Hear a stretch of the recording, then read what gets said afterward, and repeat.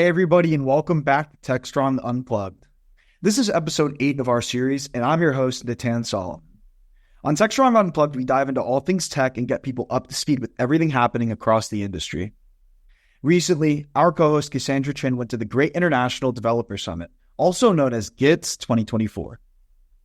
At GIDS 2024, Cassandra sat down with Ken Kousen, who is a seasoned software developer, educator, and author of 6 books. Ken dives into his approach to education, and he emphasizes the importance of hands-on experience, test-driven development, and engaging with open-source projects. Ken also explores the challenges of teaching in a male-dominated field and the significance of supporting underrepresented communities in tech.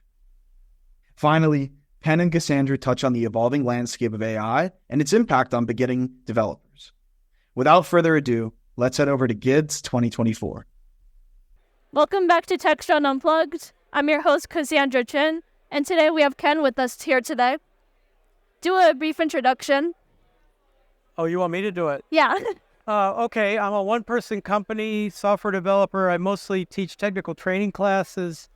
I've been doing that for about, almost 20 years on my own. But I also teach in academic circles. I'm a professor at Trinity College in Hartford, and I've been a speaker and author of 6 different books, now working on a 7th. Anything else you want to know? That's a lot of books you've written before. Well, just to tell you, I didn't write my first book until I was actually 50 years old, so it's never too late. You know, don't think if you don't get it early, you still have an opportunity to do it. The economics of technical book writing, by the way, if you were to buy one of my books, I can buy a cup of coffee, but not at Starbucks. Not at Starbucks? Finance, no. Are you sure it's even a cup of coffee? Probably not, but I could get it somewhere, you know. Do you want to talk a little bit about your values on education and... Well, my whole career since I moved to IT has been based on the idea of teaching training classes and passing on what I've learned to other people. In fact, it's kind of a personal mission statement, I guess, is that I really like learning new things. I like working with it. I don't feel I have to be the person who invented it. I just want to learn what's been done and what the cool new toys are, and then telling everybody about it, passing that on to others so that they can take advantage of what I've learned. So that to me is fun, you know, to experiment with the new toys and then say, hey, look at what you could do with this and look what you could do with that. So that's really behind a lot of the speaking and the writing and the blog or the newsletter or the YouTube channel, all of it. So you don't feel like you always have to be the one to create that technology yourself? I actually don't even really enjoy that as much. I mean, I did that. I was a research scientist prior to being a developer. And, you know, all the easy problems have been solved, you know, so you're always working really hard and you always had to get funding and things like that. I never liked begging for money. No, it's more like I like learning, and therefore I would, like in the Groovy community, I used to make friends with the core team members and then see what they did and go, oh, cool, then I get to play with it. It's like they're making the toys I get to play with. And the Java world is like that now. That I enjoy that much more than making the actual toys. I like playing with the toys. How do you balance, like, showing off the toys? Because you're not the one who made it, so you can't take credit for it. Yeah, right. No, I mean, I do have to, well, first of all, to figure out how to work with them, I do tend to focus on the test cases. As the better the developer, the more tests they write, and the high quality tests will show you how the developer intended for the toy to be used. You know, it'll give you the sense of it. The release notes will explain what they were after. So I'm mostly focused on what we actually have, the documentation, the tests, and if I still get stuck and I don't know what to do, most of them are more than happy to share that information. You just contact them and say, hey, I'm writing this up. I want to advertise. It's a way of participating in open source as someone supporting the developers without competing with them. I mean, I'm not unhappy that they did it and I didn't. What did this mean? What was that for? How do we use that? You know, they generally welcome questions like that, as long as it's not, yeah, I don't know how we do that. Have you ever heard of the saying, like, test twice, code once? It's an old cliche, right? And it's based on measure twice, Yeah. once on manufacturing. I don't know. I'm not great at doing pure test-driven development. I do agree that you never trust a test you haven't seen fail. You have to see it fail. Otherwise, you could wind up with one that passes all the time, doesn't test anything. But I tend to follow, instead of pure TDD, I tend to follow what I call GDD. So instead of test-driven development, I do what's called guilt-driven development. If I write code that hadn't been tested, I'm worried about it. I feel guilty until I put a test. I really like that saying. Feel free to take advantage. Guilt-driven development. Yeah. I mean, I like JUnit, of course. I like AssertJ. I think that's a really good testing library. I like property-based testing with JQuick as a way to find out the boundaries of what works and what doesn't. So I'm a big fan of that. I use tests and Spring Framework tests all the time. Testing to me is like, otherwise I just am worried that I'm wrong. I mean, how do you know you're right unless you have a test to show it? I think that's really great to value testing.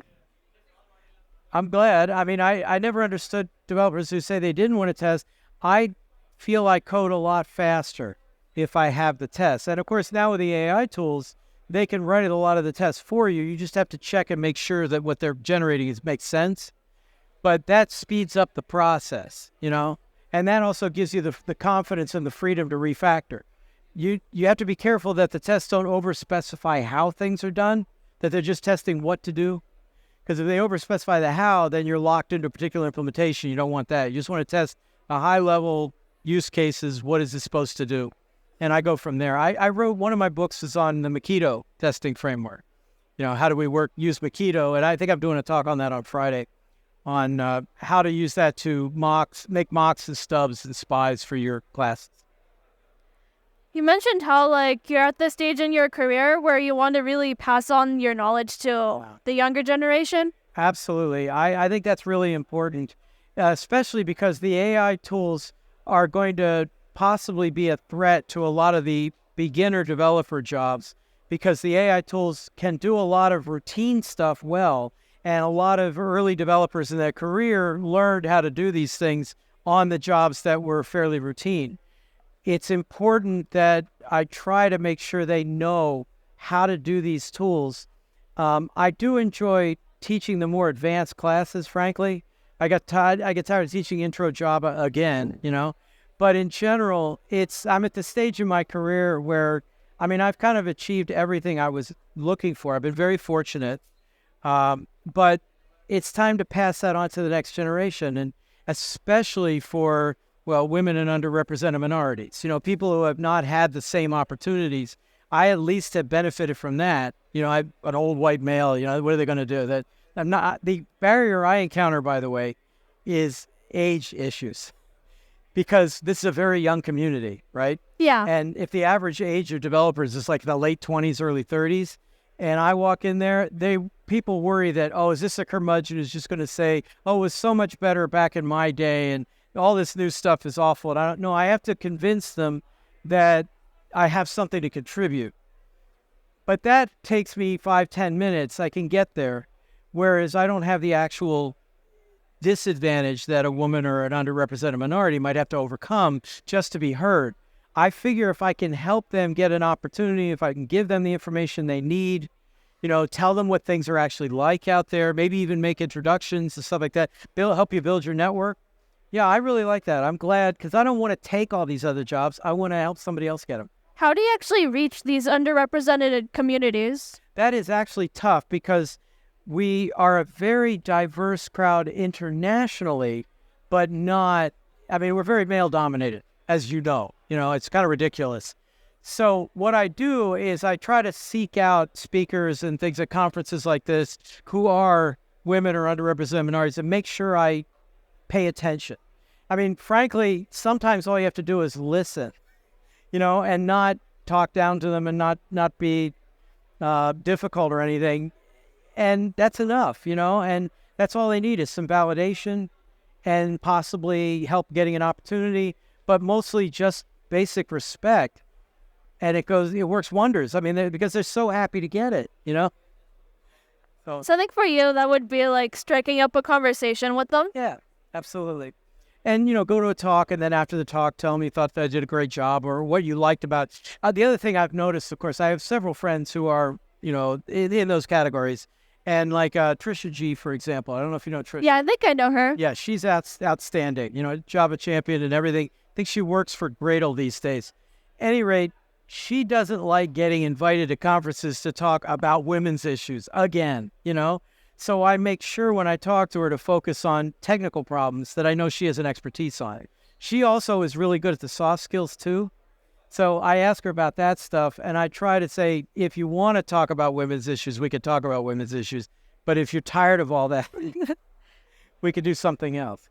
I have some speaker friends who are women, and they say they're tired of talking on women, being the only woman on panels. I know, and it's just, there is a number problem, and some of that does, in fact, come from the pipeline, that there aren't enough women and underrepresented minorities in the pipeline. But a lot more of the problem is the attrition rate, is how many women leave the field within the first 5 years, and underrepresented minorities, too. Any woman I know who's been in IT for more than 5 years, I automatically have respect for. It's hard to be in a male-dominated field anyway, and there's a lot of what I call boys behaving badly out there. Yeah, I try to step up and stop that. When you first get into your career as a woman, it might even take 5 years for someone to suggest you come to a conference. And when you go to a conference, you meet cool people like you who really give women respect. But until you actually go to a conference, like, you're in your little bubble of guys working together, and that's a challenge. It's true. It's hard for everybody to break outside their bubble, always. But women have certain advantages in that the numbers are small, and therefore conference organizers are looking for them. It's really partly it's the classic problem they say of men will often apply for jobs when they don't have the skills, and women won't. And what you need allies. You need more senior people, men, women, or anybody who can encourage you and say, you know what, throw in a proposal. If you go, you go. If you don't go, okay, fine. You haven't lost anything. And you also start making contacts, because a lot of the conferences look for people they know and have done these things before. So that initial breakthrough that you're talking about, that is an issue for everybody. It may very well be harder for women. Again, you'd know better than I would on that. But you solve it the same way you solve anything else. You build your network. You establish your reputation. I got on a speaker tour when I wrote my first book, and I had to keep bugging the organizer for months to let me on the tour. So you never know. So I think we definitely need more great allies like you. Oh, well, I appreciate that. I do what I can. I don't know how much I can do, but I can provide some emotional support. And well, you're here with me today, so I appreciate it. Well, I'm glad to do that. And as I say, also I'm joining the faculty at Trinity College full-time, so I'll be teaching a lot of undergrads. And what I try to do in my class is to say, look, let's not worry about what's in the textbook. This is what's going on in the community right now. So a news item will come up like Redis changing its license, or that XZ problem that provide a backdoor into the secure sockets and everything. We use that as a case study, and we talk about it, what's happening in the community. So you just put that textbook aside? Yeah, I'd rather do the more senior level classes so that it's not just canned material, but that way we could say, oh, and by the way, I know this is what the book says, but IT is one of the few areas where the working professionals are ahead of the academics, with certain exceptions, of course. But when I was in engineering, the academics were ahead, because the people have been building bridges for thousands of years. But IT stuff, it's the people in the community who are doing the innovative stuff and learning things all the time. And that's what I feel like I can bring in and say to the students, hey, let's get involved in an open source project. Let's see what they're doing. Write test cases. See what the best developers do. Honestly, I think that's the best advice you can give, asking them to get on an open source project while they're still in school. Yeah, you just have to be careful, because just like anything, there's good and there's bad. So it's part of the challenge is assessing which ones are worth your time and which ones are worth your energy. Find the right community. That's actually more important than the actual library you're working on. You find the right group of people, and it's a really enjoyable experience. You find the wrong group of people, you don't want to do it at all anymore. I hear a lot of advice, which just, the advice is join an open source project and get involved. But you really break it down, like, it's people behind the projects. Well, and the difficulty again is that a lot of open source people, they welcome people joining the team, but not if they're just going to be there for a semester. You know what I mean? They want to form a longer term relationship, and they don't want to have to teach the very basics of all the tools. So there is a startup cost. You have to learn how to do issues in Git and merges and pull requests. You have to learn how to write test cases and learn what the deployment processes are. There's a lot to learn. But if you can find the right team that's willing to accept newcomers, then yes, it'll put you at an enormous advantage. Because even if when you go interviewing as a young student to get a job, companies will look and say, well, what have you done? You say, well, I contributed to open source. They may not even care what the project is. The fact that you did something that's real world matters. That really helps. Yeah. So in your classes, are you teaching like the startup cost? Like you're getting them to know how to use the tools?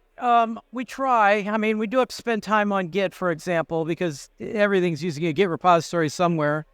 We talk about, how you raise issues and how you write test cases and what's a normal agile process. What's the difference between committers and contributors? And you can just write documentation and you're a contributor. You know what I mean? Yeah. Because they think, well, if I don't write code, I'm not really a contributor. Heck, I suffer from that. I have one commit to the Groovy code base, and I wrote a whole book, and then yet the people, the committers say, no, you're a contributor. And I'm like, but all I did was one commit, but it doesn't matter. So yeah, we try to do that as much as we can.